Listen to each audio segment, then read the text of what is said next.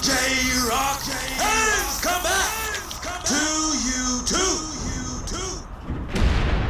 Oh, that's right, baby. J-Rocc is here. It's time for the great one, the YouTube People Champ. Oh, to do another reaction, baby. Let us pause and show some love to the subscriber of the day, Miss Elizabeth Spale. J-Rocc, appreciate you for being subscribed to the YouTube People's Champ. And J-Rocc says this, Elizabeth, you go and you electrify like only you can, all right? Now, we're about to check out this video from hero to product, why the fans have started to turn on Jey Uso. There's a saying that if you either die a hero or you live long enough to see yourself become the villain. You know, Jay's path hasn't been linear, to say the least. Right? Started out in a tag team with his brother. You know, they had the energy, who's more? You know, people had a hard time telling them apart. Is that Jimmy? Is that Jay? Lord knows I did. And then they move from the Samoan bit over to the day one-ish, you know what I'm saying?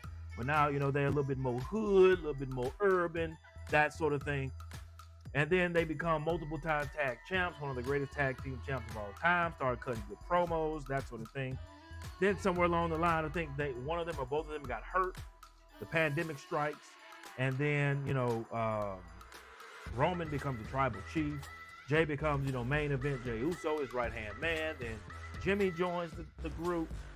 And then y'all know the whole Bloodline story that lasted for about a good 4 years. And so, yeah, they, and now, you know, he got out of the Bloodline, got away from his brother, became Main Event Jey Uso. Now it's Yeet. But it seems like, and you would think, you know, he was popular, like overwhelmingly popular. Kids love him. People love the Yeet. I remember they went overseas in London, and bro, man, the crowd was going nuts for Jey Uso. Man, he is over. He still is. I'm not saying like he is not over. It's just the simple fact is that I don't know what it is about Jay that now fans are starting to turn on. Like I don't get it. And so we're gonna check this video out. This video is coming from a channel called WrestleFun. So go showing some love, tell them that J-Rocc sent you. All right, we're gonna check this thing out and try to figure out exactly why the WWE fans, some of them, not all of them, have turned on Jey Uso. We ain't gonna waste more time, baby. It is show time. Freedom and found another cage. There was a time when every heartbeat of this industry ran through his story. When Jey Uso wasn't a name, but a wound carried by every fan who watched him crawl out of Roman Reigns' shadow. He became the soul of resistance, the man who said no when everyone else bowed their head. That story felt sacred. It gave wrestling a pulse again. But somewhere along the way, the struggle turned corporate. The rebellion got repackaged. The same man who once stood trembling before his cousin now walks into arenas full of people chanting his slogan. But the cheers don't hit the way they used to. The crowd still yeets, but it sounds like muscle memory, a sound with no heart behind it.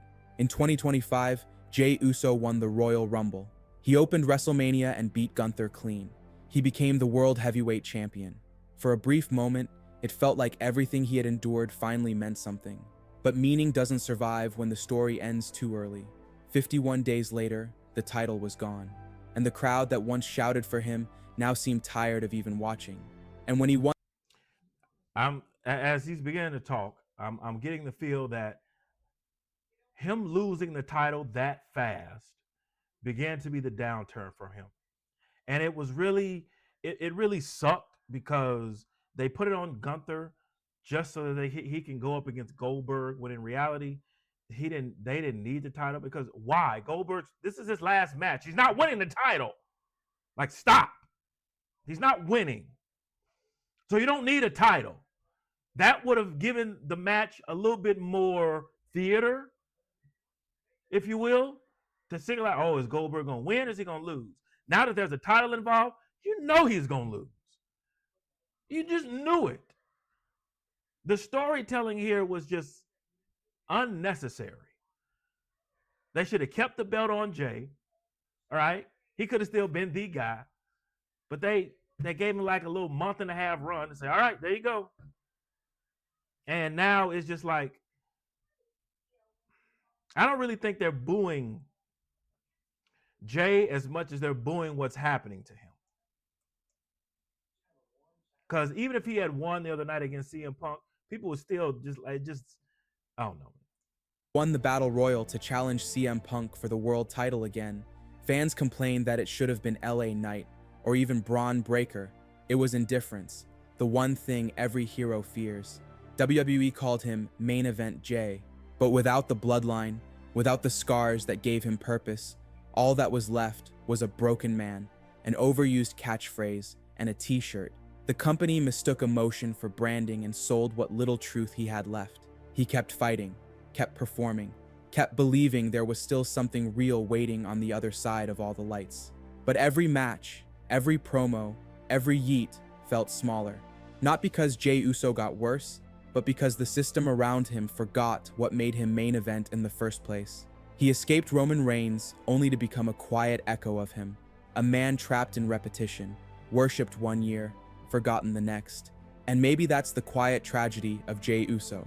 Not that the fans turned on him, but that the company fed him to wolves. Because in wrestling, freedom doesn't come when you leave the cage. It comes when the story still means something after you walk out. This is the story of a man who defied a god only to become a ghost in his own empire. This is the story of Jey Uso. Before the merch, before the chants, before the word Yeet became a brand, there was just a man breaking under the weight of his own family name. Jey Uso's story didn't start with rebellion. It started with obedience, years of being the other twin, the quieter one, the name that always came second. He was never meant to lead, he was meant to follow. That changed the moment Roman Reigns came back in 2020. The pandemic had emptied the arenas, but for Jey, silence became a mirror. Week after week, he was beaten down, forced to call the man who broke him tribal chief. Yeah. Every slap, every tear, every whisper of I love you through bloodied lips was real. That was when fans saw something rare in wrestling, truth without a script. His performance of pain became so real that he started living it. The Bloodline saga gave him purpose, but it also rewired what he thought family meant. Loyalty became servitude. Love became control. And when he finally walked away, it wasn't as a hero. It was as a man who no longer knew who he was without the war. That's why fans cared. They saw themselves in him. Understand me? You are nothing without me. Someone desperate to prove they could stand on their own after being defined by someone else their whole life. For once, WWE had a story that didn't need pyro or nostalgia to matter. It was human. Every glance Jey gave Roman felt like a son, staring down a father he'd spent his life trying to impress. Every super kick felt like a small act of rebellion that cost him a piece of himself. By the time he turned his back on the Bloodline, he wasn't a soldier anymore. He had become the emotional spine of WWE. The same crowds that once dismissed him as a tag team guy now saw him as the only man willing to confront the empire from inside it. He wasn't the loudest voice. He was the one that trembled and spoke anyway. But the power of that story was built on fragility. It worked because it felt like it could break at any moment. And when it did, when the Bloodline finally imploded and Jey was left standing alone, WWE treated it like an ending. They took the most human story they had ever told and froze it in place. The fans had watched him survive trauma, manipulation, guilt, and grief. They expected that pain to evolve into something new, maybe peace, maybe rage, maybe redemption. What they got instead was a reset, a smiling face on Monday Night Raw, pretending that pain didn't exist. The crowd shouted behind him, yeeting their hands to his song because it was catchy. But when the glow faded, the disconnect began. The Jey Uso fans had believed in wasn't supposed to be perfect. He wasn't supposed to move on like the story didn't scar him. He was supposed to carry it, to let that weight define who he became next. But WWE didn't want that version. They wanted the marketable one, the one who could sell shirts, dance to his own theme, and shout yeet without reminding anyone why he said it in the first place. The story that once was about survival became about spectacle. And the man who once felt like the heart of wrestling became another product in its bloodstream. This The storytelling here is damn good. I'll say that. Good storytelling here, man. The way they're explaining this, the way they're breaking this down, yeah, I like this. I like how they're doing this. That's the legacy Jey Uso carries now. Not the triumph of escape, but the aftermath of it. The kind of pain that doesn't leave bruises, only silence. Because every story that begins with truth ends with a choice, to keep living it, or to let the machine. That match between him and Jimmy at WrestleMania really, that match, the whole build up to it just was flat. It just felt so rushed. It felt so, oh crap, WrestleMania's coming, so we got to put him in. You know what I'm saying? It's like, bro, y'all could have went a whole year, figured out different ways for them to, you know, go back and forth at one another. Not necessarily every week, but just remind the people that, hey, Jimmy and Jay got something going on. Where's Jimmy? Where's Jay? Jay gonna get him back. See what I'm saying? Like, I'll give you an example. Although they're not real brothers in real life, but Kane and the Undertaker, like, you felt that story, and it was done not perfectly but well, so much so that they were able to stretch that storyline out for years. They're together, now they're apart. Now they're back together. Oh, they're apart. They stretched that out for years, right? And this feud with him and Jimmy, it just felt so rushed, man. It's just sometimes Rewrite it for you. And in 2025, Jey Uso learned what happens when you stop fighting for your own story and become another corporate spectacle.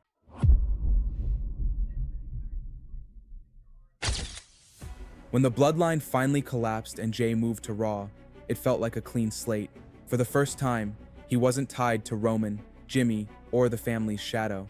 He was on his own, and for a while, it worked. The crowd rallied behind him because the rise felt organic. His catchphrase caught fire, a single word echoing through arenas the way Yes once did for Daniel Bryan. True. For a moment, it felt like Jey Uso had built something real on his own terms. But instead of turning that momentum into story and growth, WWE turned it into merchandise. The chants replaced the character. The connection became a slogan, and with every passing week, the Yeet that once felt alive started sounding rehearsed. Jey kept losing, kept starting over, and the company refused to pull the trigger. Then came the Royal Rumble in 2025, the night that should have defined him forever. The same man who once knelt before Roman Reigns now stood in a sea of fireworks, pointing to the WrestleMania sign like he had finally broken his chains. It was poetic, it was earned, it was everything the story had promised, until it wasn't, because that moment wasn't treated like closure, it was treated like a commercial. The camera lingered on the sign longer than it did on the tears in his eyes. Commentary sold it as branding, not belief. WWE called it redemption, but redemption. Look, I know people blame a lot of this on TKO. I don't know how much influence they have on the story writing aspect of it. The production part of it, obviously they have their hands in that. But what he said is true. Like, they didn't really focus on Jey as much as they focused on WrestleMania. That moment wasn't about WrestleMania. That moment was about Jey winning it, and they botched it. Needs risk, and Jey's rise had none. He was booked like a product rollout. Every obstacle was staged, every emotion trimmed into a marketable soundbite. When he finally beat Gunther at WrestleMania, the finish didn't feel like triumph. It felt like a logo reveal. Gunther's historic reign ended, but the celebration felt hollow. The moment that should have been sacred, the rise of the underdog who fought through family and failure, was treated like another headline. WWE got their clip, their trend, their hashtag. What they didn't get was faith, because belief can't be booked. It's earned on the nights when a crowd doesn't know if they still love you, and you make them remember why they did. Jey never got those nights. He got scripts, slogans, and a reign too safe to mean anything. 51 days, 3 defenses, no closure. Fans started questioning what WWE refused to acknowledge, that Jey's in-ring work hadn't evolved. The same super kicks, the same splash, and a borrowed spear that looked more like imitation than identity. You can't sell repetition as reinvention, not when you're calling someone the face of a new era. He didn't lose because he was out-wrestled. He lost because his story stopped being about him. Gunther got his redemption, Goldberg got his farewell, and Jey Uso became a placeholder. That's when the cracks started to show. The crowd still chanted, but the passion was gone. The yeet became background noise, a meme that outlived its meaning. The fire was gone, replaced by corporate choreography. The company that once let him bleed in the ring now told him to smile through it. The man who once shook the industry with truth now existed to fill time between advertisements. And when the fans began to pull away, WWE made the same mistake it always does. They pushed harder. More catchphrases, more forced yeet breaks mid-match, more Yeah. scripted gratitude promos, more hollow title shots. The louder they marketed him, the quieter the audience became. Because fans can smell what's fake. They can tell when a man is fighting for his place and when he's just reading the part. Every victory felt a sign. Every redemption beat felt manufactured. He was supposed to be the symbol of authenticity, the soul of a new generation. Instead, he became its mascot, a reminder of how WWE keeps trying to recreate what it once loved, without understanding why it worked. They built Jey Uso a pedestal, but forgot to build him a purpose. And when the lights dimmed, the man who once defied his family became something far smaller, predictable, polished, and safe. Nothing kills a rebellion faster than success without soul.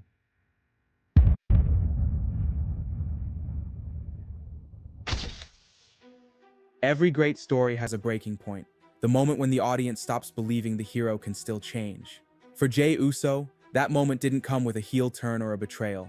It came in silence, the kind that settles in arenas when the crowd no longer feels anything. They called him Main Event Jey, but he wasn't headlining anything anymore. He was opening shows, filling time in mid-card matches, running interference in other people's feuds. The cameras still found him, but the lens didn't love him the same way. What was once emotional weight had become background noise, and for a while, he played along. He smiled through it, threw up the ones, hid his poses, acted like nothing had changed. But you could see it in his eyes, that quiet confusion, the same haunted look he had when Roman told him to fall in line. Only this time, there was no tyrant to rebel against. There was just a machine that had quietly decided his story was done. That's when something started to crack. The edges of that perfect babyface act began to darken. He started sounding different, bitter, restless, sharp. The smile felt forced. The matches turned violent. He stopped cooperating with his brother. He started lashing out at other babyfaces, picking fights that didn't make sense, acting like a man still trapped in a war no one else could see. It was as if two voices were fighting for him. One was Jimmy, begging him to hold onto the light. The other was Roman, whispering from the shadows, daring him to give in, to embrace the anger, to become the monster Roman once was. You could see it happening week by week. The good guy act was dying, and something colder was taking its place. Then came the October Battle Royal, a match meant to reignite him. 20 men in the ring, one winner, and a crowd that already knew who they wanted. LA Knight. But when Jey threw him out, and Jimmy along with him, the reaction split down the middle. At first, the crowd cheered. Then came the boos. Not the loud, passionate kind, the tired kind. It wasn't shock. It wasn't betrayal. It was fatigue. The audience had decided they'd seen enough. The sound that followed wasn't loud, but it was honest. A low rumble, the sound of fans realizing the story was running in circles. Jey Uso had become what every fan fears their favorite will become. Predictable. And yet, buried inside that predictability, something real was starting to surface again. That bitterness wasn't scripted anymore. The frustration in his voice wasn't performance. The rage in his eyes wasn't a gimmick. It was Jey Uso finally breaking through the character WWE built around him, finally becoming something closer to himself again. The fall of Main Event Jey didn't happen in a single moment. It happened in fragments, each cheer fading a little faster, each promo ringing a little emptier, until there was nothing left to protect. The man who once made the world cry now stood in front of it hollow. That's how WWE breaks its heroes, not by turning them into villains, but by turning them into content. They take what's raw, what's real, what once made us feel something, and they stretch it until it fits inside a corporate mold. But Jey's story might not end there, because what's coming next doesn't look like defeat. It looks like rebellion. He's no longer the smiling babyface, no longer the loyal twin, no longer the poster boy for redemption. He's something unstable, unpredictable, dangerous, and maybe that's where he belongs. Because if Jey Uso finally stops trying to be the man the company wants, and starts being the man the system fears, then for the first time in a long time, wrestling might start to feel real again. It started as a whisper. A few comments under WWE's uploads, quiet threads buried deep on Reddit. By mid-2025, it was impossible to ignore. Fans weren't celebrating Jey Uso anymore. They were asking why he was still being pushed. The shift didn't explode overnight. It leaked through the cracks, slow, silent. And J-Rocc says this, Jey is still over. I want people to understand that. Jey Uso is still over. Yeah, you got some folks that are like, all right, we sick and tired of the same old thing. It happens with the best of them, right? It happened with Stone Cold. It happened with The Rock. It happened with Triple H. Hell, it even happened with Shawn Michaels, right? It happened with Bret Hart. It happens. People get sick and tired of the same old, same old. I'm going to do a video on how I think they can fix it with Jey. But it's nothing new. But he's still over, though. Feel me? Like on Raw, he still gets like Yeetville popping. You see what I'm saying? So it's not like it's just a chorus of boos. All right, but yeah, he's speaking a lot of facts on this. Merciless, the kind of fatigue that makes people stop watching. Every entrance looked the same. Every promo sounded familiar. The same yeet, the same smile, the same rhythm. Jey was still winning, still smiling, still called the people's hero, but the people had stopped believing. The numbers told the story before the crowd did. YouTube views tanked, live reactions flattened. When he won the October Battle Royal for another title shot, the dislikes flooded in. 19,000 dislikes, 9,000 likes. The ratio said everything. The audience wasn't divided, they were done. And when the cheers disappeared, his flaws came into focus. The same superkick spam, botched dives, the awkward spear. Matches started blending together. Predictable, flat, lifeless. The emotion that once hid the rough edges was gone, and what remained looked hollow. The crowd didn't turn in anger, they turned in... You know what this reminds me of? Roman, when he won the Royal Rumble. Because keep in mind, the first time, remember when The Rock came? I think that was 2016, if I'm not mistaken. Was it? I can't remember exactly which one it was. But the year before, they wanted him to win. They wanted him to win so bad. This was when he was part of the Shield. Like, no, the Shield was still together. The next year, they had wanted him to win, but he didn't. He lost.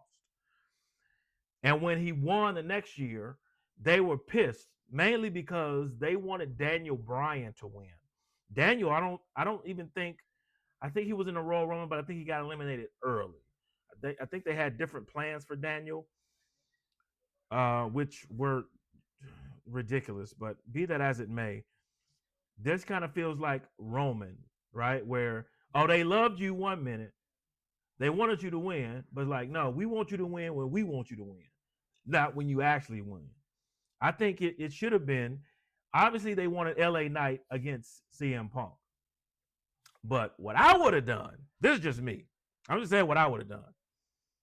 I would have had Dominic Mysterio win, because this brother's popularity is rising. You could have did a whole lot with Dominic Mysterio against CM Punk. That match would have been theater. Because now you always have that, what's the Judgment Day going to think? What's Finn going to do? Is he going to help Dom? Is he going to screw him? Right? Is he going to cost him the title accidentally? You know, is this going to be an accident that he cost him the title? That's what I would have done. And I could have gone so many different, and it have just elevated Dom even more. That's just me, though. In silence, LA Knight was getting louder.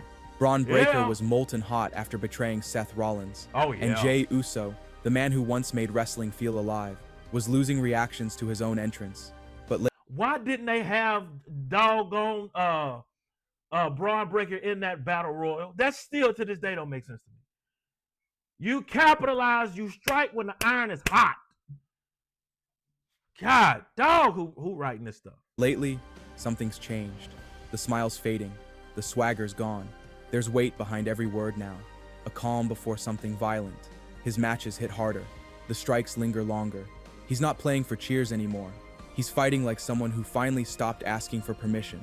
There's no official heel turn yet, but it's already happening. The bitterness, the exhaustion, the anger, it's bleeding through. And for the first time in months, people are watching again. Maybe this is where Jey was always meant to end up. Away from the slogans, away from the lights, back in the shadows that made him real. The crowd might boo, the critics might pick him apart, but at least it'll be honest this time. He doesn't need another redemption arc. He needs to stop pretending he's still the man who defied Roman Reigns. That man died the day WWE turned him into a product. What's rising in his place, that quiet defiance, that unfiltered resentment, might be the most real thing Jey Uso's done in years. Because maybe the story isn't over. Maybe this time, the pain won't fade when the lights go out. Maybe this time, he won't escape the cage. He'll burn it down from the inside. What do you think about Jey Uso? Can a heel turn save what's left of Main Event Jey? Or is it already too late? Let us know in the comments. And don't forget to like, subscribe, and click on the screen for the next story. J-Rocc says this, damn good video, damn good breakdown of why fans are starting to turn on Jey Uso. I'm going to do a video. Make sure you guys check it out. Go back and check out my other video I did on part 1 of how to fix WWE, starting with Charlotte Flair, what they need to do with her, how what they can do with her can help elevate the women's divisions to new heights. So go check that out. That's up right now. I'm going to do another video about Jey and how to fix WWE with him. All right. But a lot of what he said is true.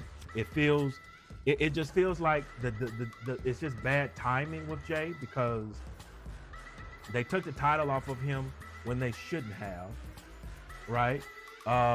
Same thing happened with the Intercontinental title. When he won it, people were going crazy, but it was just like, it felt like, okay, let's just have him win it so we can say he won it. All right, he won it. All right, now we got to take it off of him. Same thing with the heavyweight title. Like, all right, let's just give him the title to say we gave it to him. But now that he got it, all right, you won it. Here you go. All right, now give it back. And it didn't help him at all, right? And now he's in a place where you don't really know what's going to happen next. Is he going to join the Vision? Right? Is he going to go his own path? Is he going to become like Roman? Like, what is he going to do? Right? He's just in that place. But this was a damn good video. WrestleFun. Subscribe to your brother. So keep the videos coming. J-Rocc, keep checking them out. Y'all let me know your thoughts on, is the act getting stale with Jey? All right. And what do you think about what they need to do with it? But until then, post your comments down below. Let J-Rocc know what's your reaction to this video. No rhyme intended on that line. If you enjoyed J-Rocc's reaction, hit that like button, subscribe, and share. Make sure you hit that bell so you'll be notified when it is time to be electrified. Thank you for joining J-Rocc. Stay tuned for the next video. Mamba, GG, and Wakanda forever. With J-Rocc.